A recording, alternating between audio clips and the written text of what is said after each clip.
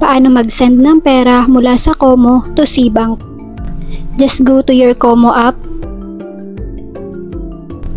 Sa baba, i-click ang transfer. Then click to other banks. Dito, hanapin ang Cbank at i-click ito.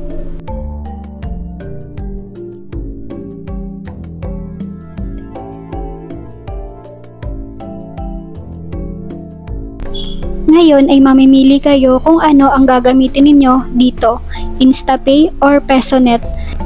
Ang pinagkaiba lang nila, yung InstaPay ay magre-reflect agad yung money sa Cbank ninyo at may 8 pesos na transaction fee, while yung PesoNet naman is free of charge pero hindi agad magre-reflect ang pera na pinasa ninyo.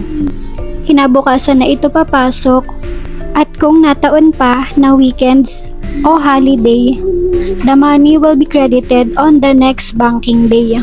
Bahala na kayo kung ano ang pipiliin nyo dyan, pero sa akin ay itong InstaPay dahil kailangan ko na agad ang pera. Dito, ilagay lang ang inyong Cbank information like account number at account name at kung magkano ang ipapasa ninyo.